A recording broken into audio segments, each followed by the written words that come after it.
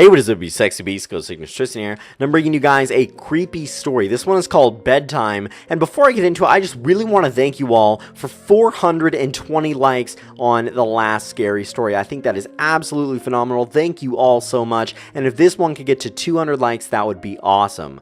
Now, I usually end on the story, so I'm just going to tell you guys that I love you, and I'm going to get right into it. Bedtime is supposed to be a happy event for a tired child. For me, it was terrifying. While some children might complain about being put to bed before they've finished watching a film or playing their favorite video game, when I was a child, nighttime was something to truly fear. Somewhere in the back of my mind, it still is. As someone who is trained in the sciences, I cannot prove that what happened to me was objectively real, but I can swear that what I experienced was genuine horror, a fear which in my life, I'm glad to say, has never been equaled. I relate it to you now as best I can. Make of it what you will, but I'll be glad just to get it off my chest. I can't remember exactly when it started, but my apprehension towards falling asleep seemed to correspond with me being moved into a room of my own. I was 8 years old at the time, and until then, I shared a room quite happily with my older brother.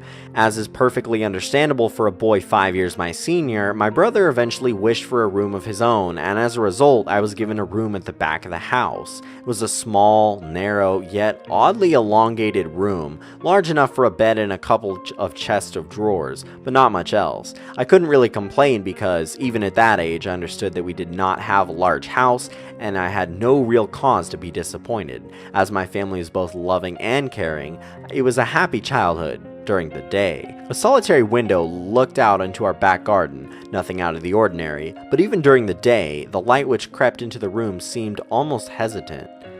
As my brother was given a new bed, I was given the bunk beds which we used to share. While I was upset about sleeping on my own, I was excited at the thought of being able to sleep in the top bunk, which seemed far more adventurous to me.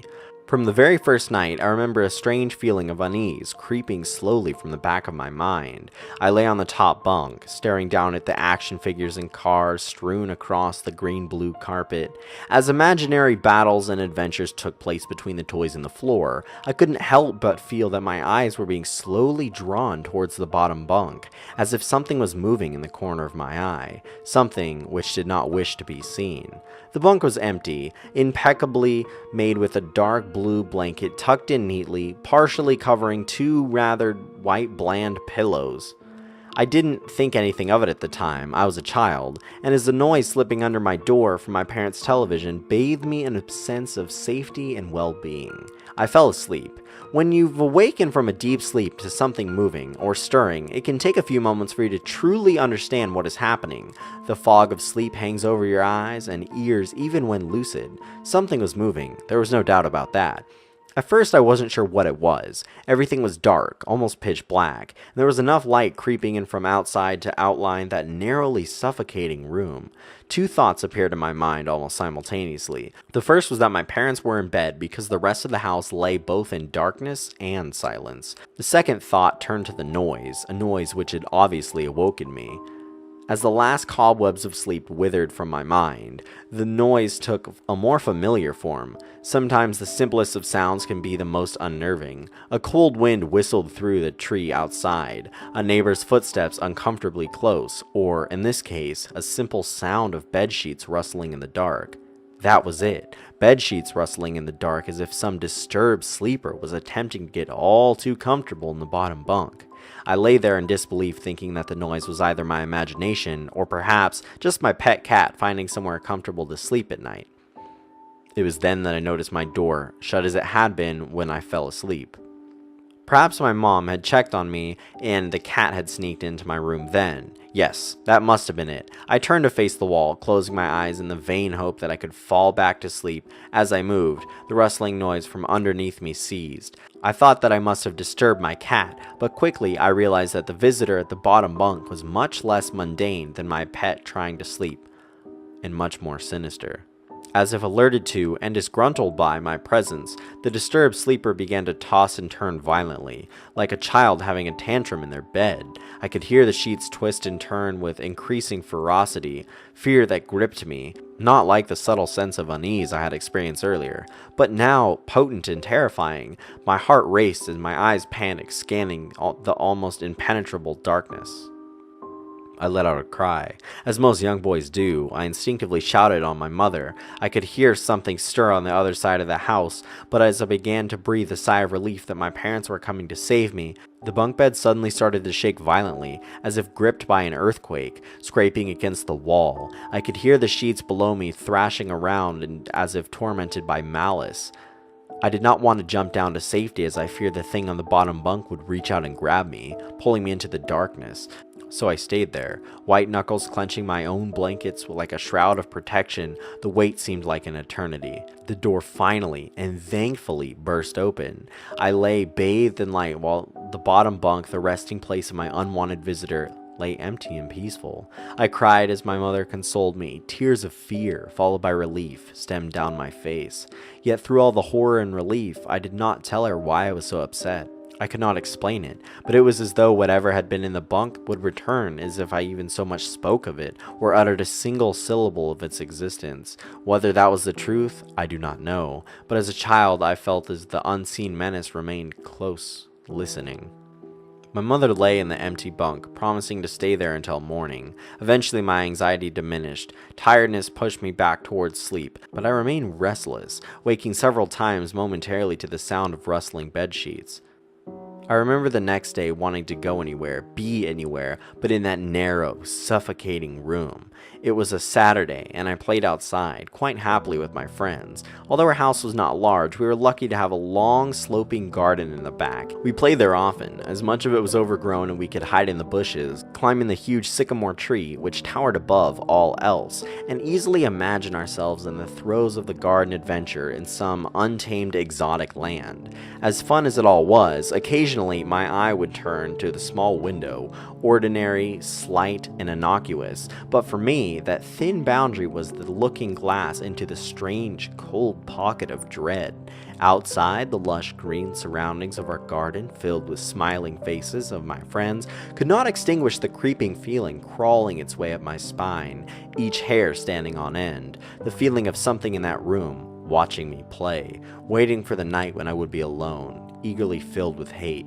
It may sound strange to you, but by the time my parents ushered me back into that room for night, I said nothing. I didn't protest. I didn't even make an excuse as to why I couldn't sleep there.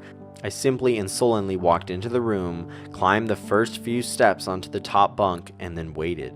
As an adult, I would be telling everyone about my experience, but even at that age, I felt almost silly to be talking about something which I had really no evidence for. I would be lying, however, if I said that was my primary reason. I still felt that this thing would be enraged if I so much spoke of it.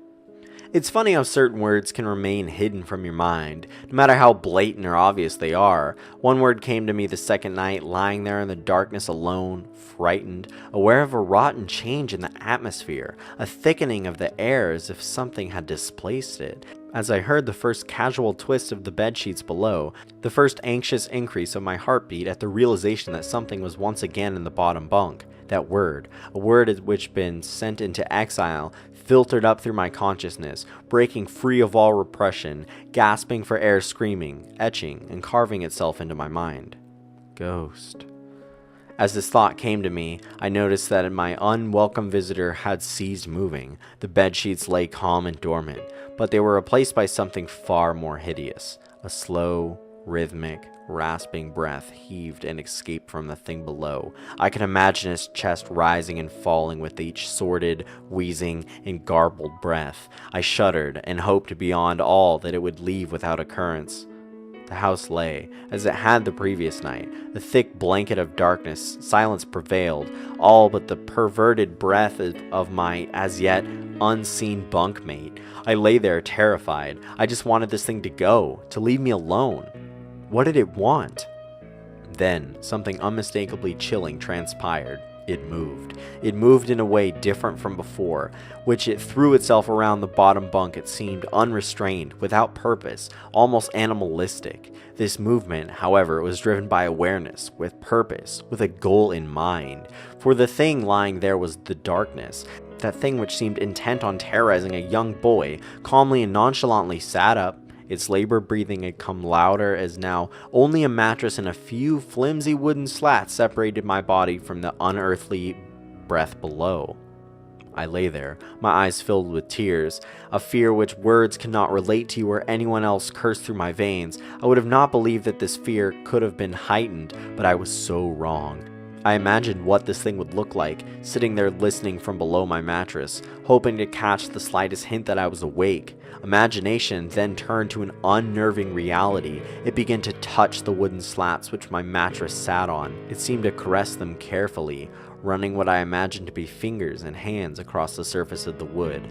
Then, with great force, it prodded angrily between two slats into the mattress. Even through the padding, it felt as though something had viciously stuck their fingers into my side. I let out an almighty cry, and the wheezing, shaking, and moving thing in the bunk below replied in kind by violently vibrating the bunk as it had done the night before. Small flakes of paint powdered onto my bed from the wall as the frame of the bed scraping along it backwards and forwards. Once again I was bathed in light, and there stood my mother, loving, caring as she always was, with a comforting hug and calming words which eventually subdued my hysteria.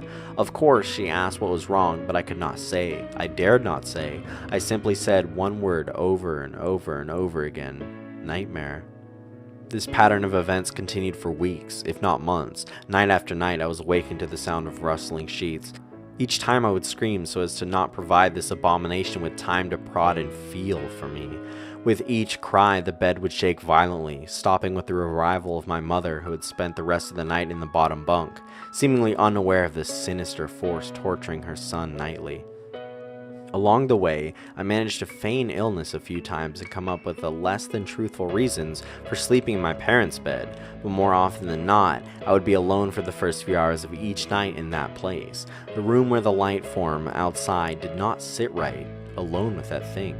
With time, you can become desensitized to almost anything, no matter how horrific. I came to realize that, for whatever reason, this thing could not harm me when my mother was present. I'm not sure the same would be said for my father, but as loving as he was, waking him from sleep was almost impossible. After a few moments, I had grown accustomed to my nightly visitor. Do not mistake this for an unearthly friendship. I detested the thing. I still feared it greatly, as I could almost sense its desire and its personality, if you could call it that, one filled with a perverted and twisted hatred, yet longing for me, or perhaps all things. My greatest fears were realized in that winter. The days grew short, and the longer nights merely provided this wretch with more opportunities. It was a difficult time for my family. My grandmother, a wonderfully kind and gentle woman, had deteriorated greatly since the death of my grandfather. My mother was trying her best to keep her in the community as long as possible. However, dementia is a cruel and degenerative illness, robbing a person of their memories one day at a time. Soon she recognized none of us, and it became clear that she would need to be moved from her house to a nursing home.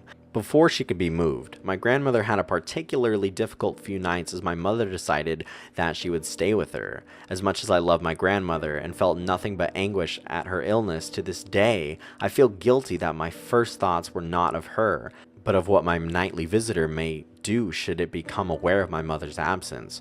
Her presence being the one thing which I was sure was protecting me from the full horror of this thing's reach. I rushed home from school that day and immediately wrenched the bedsheets and mattress from the lower bunk, removing all the slats and placing my old desk, a chest of drawers, and some chairs which we kept in a cupboard where the bottom bunk used to be. I told my father I was making an office, which he found adorable, but it would be damned if I give the place a thing to sleep for one more night.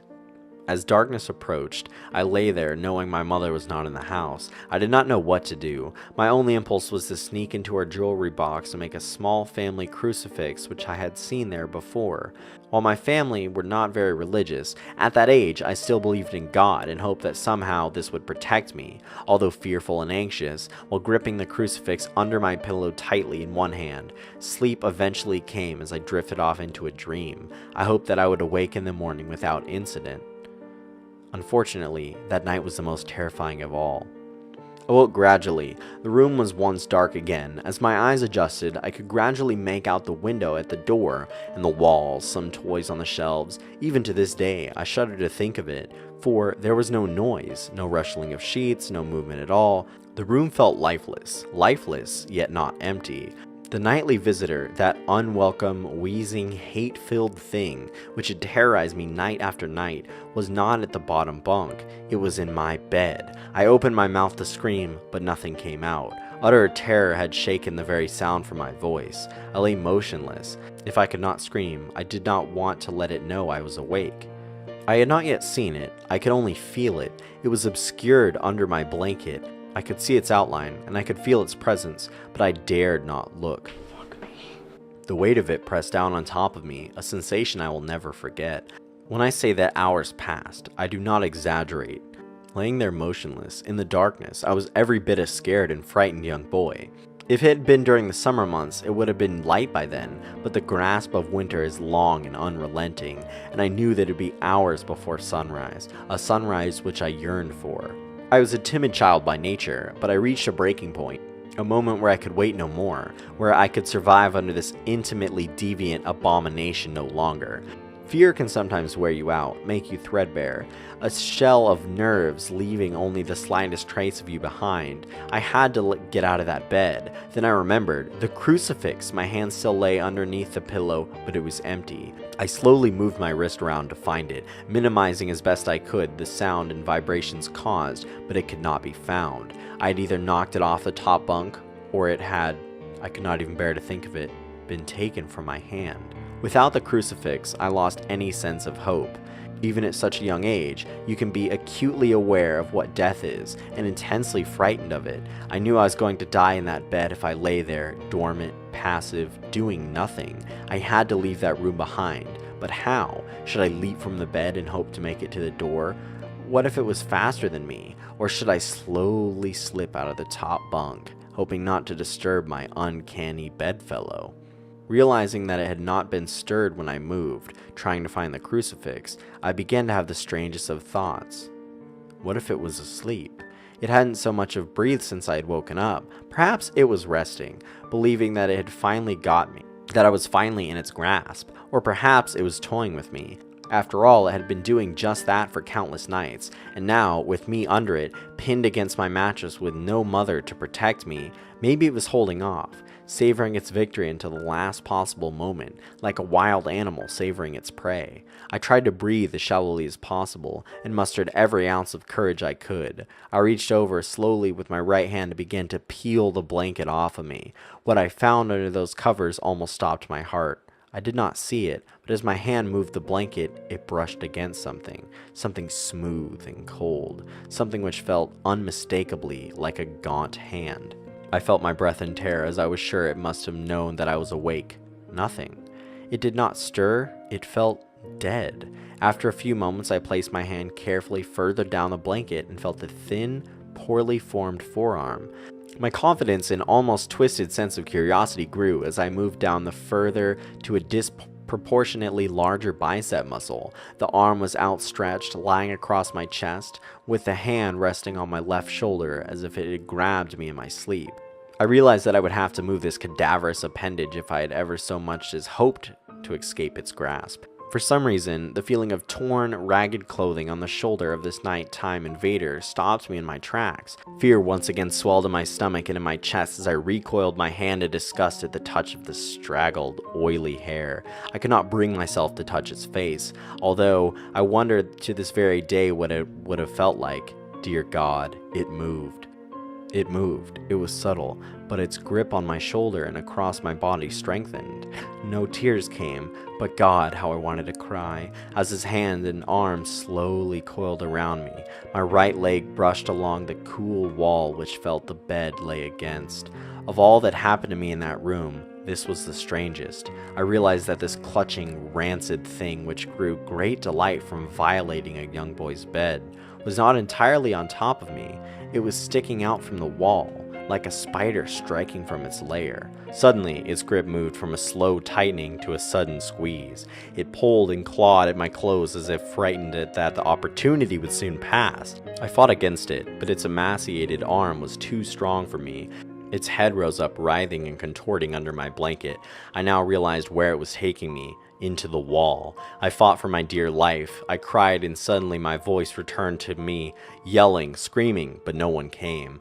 Then I realized why it was so eager to suddenly strike. why this thing had to have me now. Through the window, that window which seemed to represent so much malice from outside, streaked hope, the first rays of sunshine. I struggled further, knowing that if I could just hold on, it would soon be gone. I fought for my life. The unearthly parasite shifted, slowly pulling itself up my chest, its head now poking out from under the blanket, wheezing, coughing, rasping. I do not remember its features. I simply remember its breath against my face, foul and as cold as ice. As the sun broke over the horizon, that dark place, that suffocating room of contempt was washed, bathed in sunlight. I passed out as its scrawny fingers encircled my neck, squeezing the very life from me. I awoke to my father offering to make me some breakfast. A wonderful sight indeed. I had survived the most horrible experience of my life until then, and now. I moved my bed away from the wall, leaving behind the furniture I had believed would stop that thing from taking a bed. Little did I think that it would try to take mine, and me. Weeks passed without incident, yet on one cold, frost-bitten night, I woke to the sound of the furniture where the bunk beds used to be, vibrating violently. In a moment it passed. I lay there, sure I could hear a distant wheezing coming from the deep within the wall, finally fading into the distance. I've never told anyone this story before. To this day, I still break out into a cold sweat at the sound of my bed sheets rustling in the night, or a wheeze brought on by a common cold, and I certainly never slept with my bed against the wall. Call it superstition if you will, but as I said, I cannot discount conventional explanations for such a sleep paralysis, hallucination, or that of any overactive imagination. But what I can say is this. The following year, I was given a large room on the other side of the house, and my parents took that strangely suffocating, elongated place as their bedroom. They said they did not need a large room, just one big enough for a bed and a few things. They lasted 10 days. We moved on the 11th.